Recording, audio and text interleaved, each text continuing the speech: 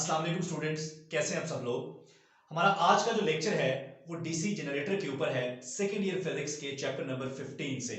इससे पिछले टॉपिक में हमने देखा कि एसी जनरेटर क्या होता है, उसमें किस तरह से करंट जो है वो हमें मिलता है, किस तरह जनरेटर मैकेनिकल एनर्जी को करंट में या इलेक्ट्रिकल एनर्जी में कन्वर्ट करता है और किस तरह से करंट अपनी डायरेक्शन को चेंज करता है, जिसकी वजह से हम उसे एसी जनरेटर या ऑल्टरनेटिंग करंट जनरेटर भी बोलते हैं।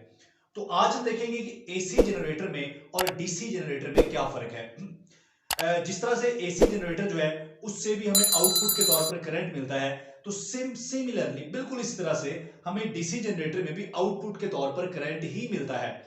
तो एसी जनरेटर में और डीसी जनरेटर में फर्क क्या है? कोई बुनियादी फर्क इस हवाले से नहीं है कि वहां भी हमें करंट मिलता है, यहां भी करंट मिलता है, लेकिन थोड़ा सा कंस्ट्रक्शन में फर्क है, जिसकी वजह से एसी जनरेटर में जो करंट है वो अल्टरनेटिंग करंट हमें मिलता है और डीसी जनरेटर में हमें जो करंट है वो डायरेक्ट करंट मिलता है। यानी कि डीसी जनरेटर में हमें जो आउटपुट में करंट मिलता है वो करंट यूनि डायरेक्शनल होता है, हमेशा एक ही डायरेक्शन में फ्लो करता है, अपनी डायरेक्शन को बार बार चेंज नहीं करता।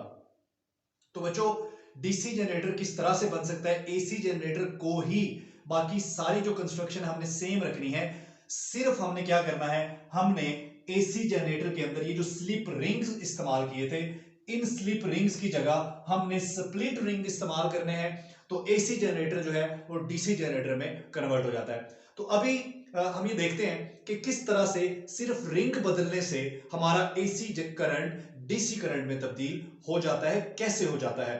तो पहले आपको एक बुनियादी बात समझनी होगी और वो है हमारी एसी जनरेटर के मुतालिक, ठीक है, कि एसी जनरेटर के अंदर करंट अपनी डायरेक्शन को कैसे बदलता है। अगर आपको ये समझ आ गया ना कि एसी जनरेटर में करंट अपनी डायरेक्शन को कैसे बदलता है, तो डीसी जनरेटर में इसको समझना आपके लिए बहुत ही आसान हो जाएगा। तो देखिए, कुछ यहां पर बातें जो है वो नॉन टेक्निकल भी अगर हो जाए तो समझने के लिए, इसको जरा आसानी से समझने के लिए हम अगर कोई एनालॉजी ले लें या कोई नॉन टेक्निकल टर्म बोल जाएं, तो आपने उसमें मेरा मुहासबा नहीं करना, ठीक है। तो यहां देखें जी, हमारे पास बेसिक सेटअप है, ठीक है। ये सिंपल मैंने कनकेव नहीं बनाया, आपको अंडरस्टूड है ये कनकेव पोल्स होते हैं ताकि मैग्नेटिक फील्ड यूनिफॉर्म हो। यहाँ पर मैंने सिंपल पोल पीसीज ले लिए, नॉर्थ पोल साउथ पोल, उनके दरमियान मैग्नेटिक फील्ड है, सारा कुछ आपको पता है। जब ये कॉइल रोटेट करती है, ठीक है, यहाँ पर ये एंटी क्लॉकवाइज रोटेट कर रही है, जब ये कॉइल रोटेट करती है तो कॉइल की इस साइड में और इस साइड में करंट प्रोड्यूस हो जाता है और ये दो साइड जो है वो कंट्रीब्यूट नहीं करती। बच्चों देखो हो क्या रहा है, ये जो साइड ए बी है, ये साइड ए बी इस रिंग के साथ कनेक्टेड है, इस रिंग को आप कह लें रिंग आर, ठीक है। और ये कार्बन ब्रश है, करंट जो है वो इस रिंग के जरिए जाता है कार्बन ब्रश में और कार्बन ब्रश से करंट चला जाता है किसी भी आउटर सर्किट में। तो आप यूं समझ सकते हो कि ये वाली साइड जो है इस कार्बन ब्रश के लिए एक करंट लीड का काम कर रही है। इसी तरह से ये वाली साइड जो है, ये वाली साइड सी डी, ये इस कार्बन ब्रश के लिए एक लीड का काम कर रही है, करंट लीड। करंट लीड यानी कि इस कार्बन ब्रश में करंट को एंटर करने के लिए या इससे करंट को लीव करने के लिए, यानी कि इस साइड के जरिए, इस करंट लीड के जरिए कार्बन ब्रश में करंट इन होता है या आउट होता है। ये सिर्फ हम समझने के लिए ऐसी बात कर रहे हैं, ठीक है। तो देखिए, इस वक्त साइड ए बी यानी कि ये वाली करंट लीड इस कार्बन ब्रश के साथ अटैच है, ठीक है, और ये वाली करंट लीड, ठीक है, इस कार्बन ब्रश के साथ अटैच है। आपको पता है कि जो ये वाली साइड हमने पढ़ा था कि इस वाली साइड में जो करंट की डायरेक्शन होती है वो जो अपवर्ड होती है, तो ये करंट की डायरेक्शन है जी अपवर्ड, ठीक है। आप देखें कि कार्बन ब्रश को करंट लीव कर रहा है और ये करंट की डायरेक्शन है, ठीक है। और जो ये वाली साइड है ये इस कार्बन ब्रश के साथ अटैच है, ठीक है। तो यहां पर करंट चूंकि देखें डाउनवर्ड डायरेक्शन में, इसलिए हम कह सकते हैं कि करंट जो है वो कार्बन ब्रश में इन हो रहा है। तो यहां करंट कार्बन ब्रश में इन हो रहा है और यहां पे करंट कार्बन ब्रश को लीव कर रहा है, ठीक है।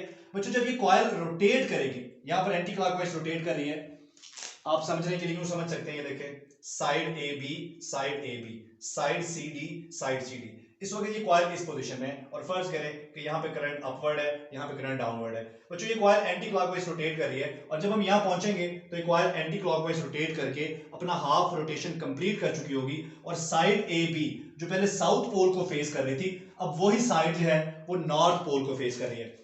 बच्चों यहां पर जो इंपॉर्टेंट चीज याद रखने वाली वो ये है कि साइड ए बी रोटेट करके इस तरफ आ चुकी है, देखें नॉर्थ पोल की तरफ आ चुकी है, पहले यहां पर थी साउथ पोल के सामने, अब यहां आ चुकी है नॉर्थ पोल के सामने, लेकिन ये साइड अभी भी उसी कार्बन ब्रश को, सेम कार्बन ब्रश के साथ अटैच है और सेम रिंग के साथ अटैच है। ये देखें तो साइड ए बी पहले भी ये जो नीचे वाला कार्बन ब्रश है, नीचे वाला रिंग है और कार्बन ब्रश है उसके साथ अटैच है।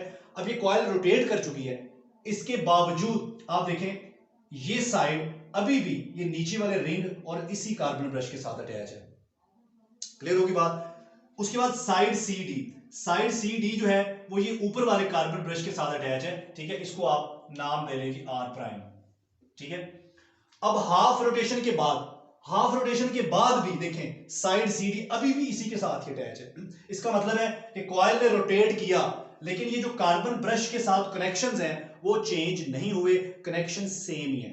अगर कनेक्शन सेम ही है तो इससे क्या होगा, अभी जरा देखिए बच्चों, ये वाली साइड इस कार्बन ब्रश के लिए करंट लीड का काम कर रही थी, यहां था करंट डाउनवर्ड, तो अगर यहां करंट डाउनवर्ड था तो कार्बन ब्रश में करंट क्या हो रहा था, इन हो रहा था, ठीक है।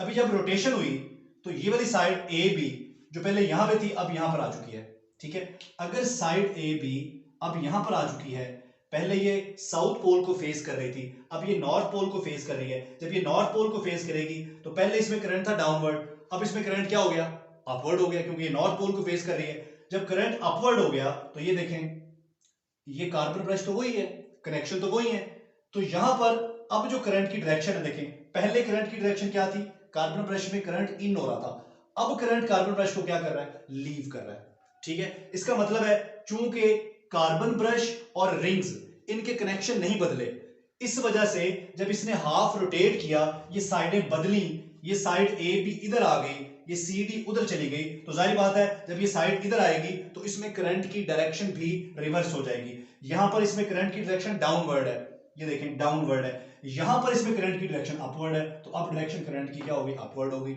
इसका मतलब है कि अगर ये कनेक्शन ना बदले, हम ये कनेक्शन सेम रखें, ठीक है, same carbon brush same ring के साथ ही अटैच रहे, same carbon brush same ring के साथ ही अटैच रहे, तो हाफ साइकिल के बाद जब ये करंट लीड्स या ये साइडें जब ये अपने आप को चेंज करती हैं तो इनमें करंट की डायरेक्शन भी चेंज हो जाती है, जिसकी वजह से जो करंट है वो रिवर्स हो जाता है और हमें जो करंट मिलता है वो ऑल्टरनेटिंग करंट होता है। ये देखिए कुछ इस किस्म का करंट हमें आउटपुट में यहां पर मिलता है। यहां पर हमने कोई लोड लगा दिया या कोई आउटपुट सर्किट लगा दिया जहां पर ये करंट हम इस्तेमाल कर सकते हैं।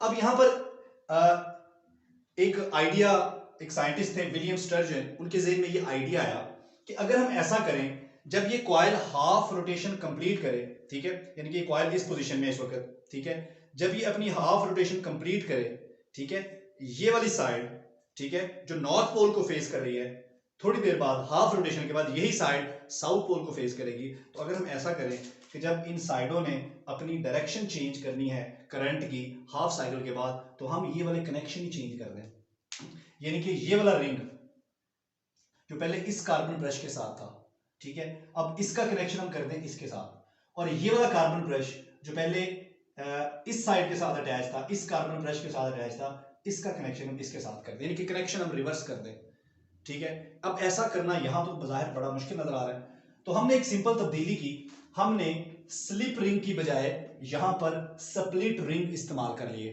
ठीक है। अब ये देखें ये जो हाफ रिंग है, स्प्लिट का मतलब है कि एक रिंग को दरमियान से आपने हाफ कर लिया तो एक रिंग के दो हाफ बन गए, ठीक है। अब देखें यहां पर जो ये वाला रिंग है, रिंग ए, ये हाफ रिंग है, ये इस वाले कार्बन ब्रश के साथ अटैच है, और ये साइड आपकी वैसी साइड सी डी है, ये साइड ए बी है, और ये जो ए प्राइम रिंग है ये इस वाले कार्बन ब्रश के साथ अटैच है, ठीक है। अब इस साइड में करंट जो है वो अपवर्ड डायरेक्शन में जा रहा है और इस साइड में करंट डाउनवर्ड डायरेक्शन में जा रहा है। जब कॉइल हाफ रोटेट करके आएगी तो साइड ए बी इधर आ जाएगी और सी डी उधर चली जाएगी। साथ में ये रिंग का मैंने अपर व्यू दिखाया है, साथ में ये रिंग भी रोटेट कर जाएंगे, तो ए प्राइम रिंग जो पहले इस वाले कार्बन ब्रश के साथ अटैच था, हाफ रोटेशन के बाद ये वाला हाफ रिंग जो है वो इधर अटैच हो गया, ये भी रोटेट कर गया।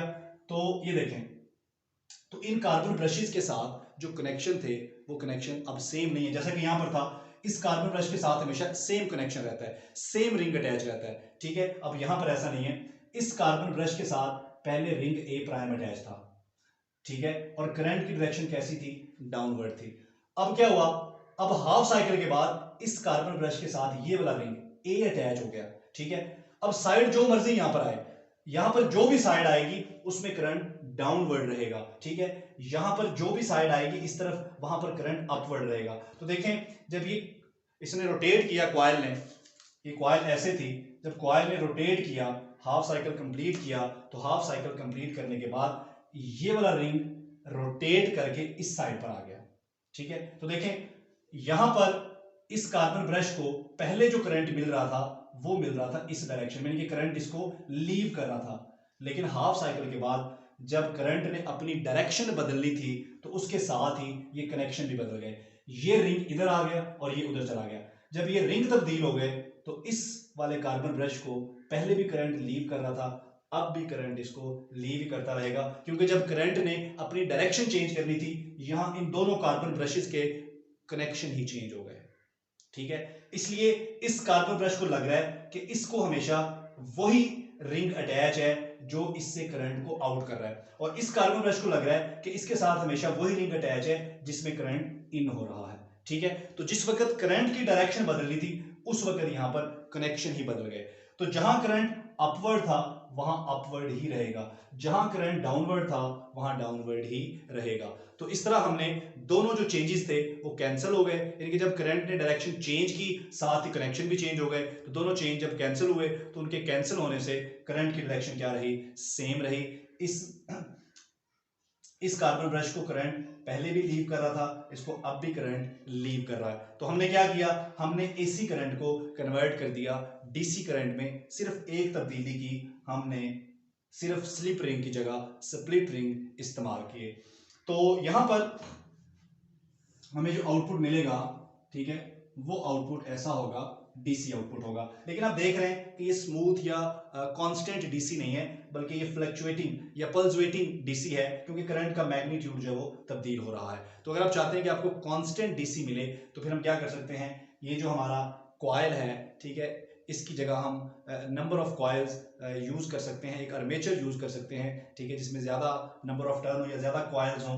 तो ऐसे आर्मेचर से हमें जो आउटपुट मिलेगा वो ऑलमोस्ट कांस्टेंट डीसी होगा। ये इसके अलावा हम फिल्टर्स भी यूज कर सकते हैं यहाँ पर, ठीक है, ताकि हम करंट को डीसी तो मिल गया, बस उसको हम स्मूथ, स्टेडी या कांस्टेंट बना लें, ठीक है।